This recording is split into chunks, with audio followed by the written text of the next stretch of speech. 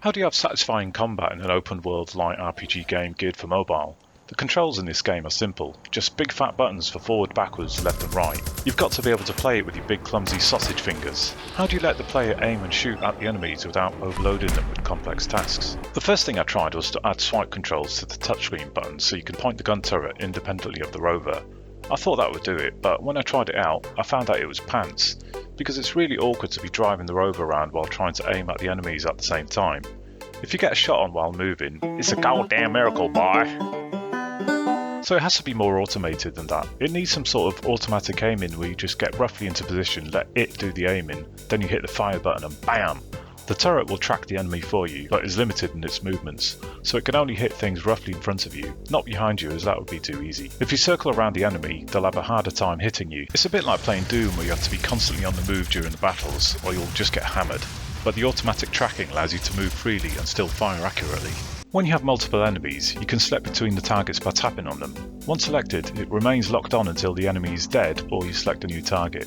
I'm not sure whether I should change this to just lock onto the nearest enemy in front of the rover, then when you point in near a different one, it automatically switches and locks onto that one instead. I'll leave it as it is for now and I can change it later based on player feedback. I probably still need to do some work on these gun and smoke effects.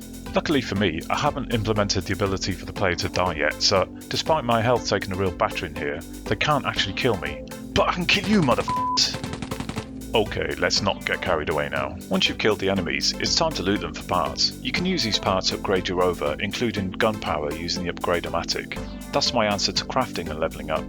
There's a limit to how much you can carry, but once you visit an upgrade-o-matic station, it deposits everything you've collected into its inventory, freeing up your carry capacity.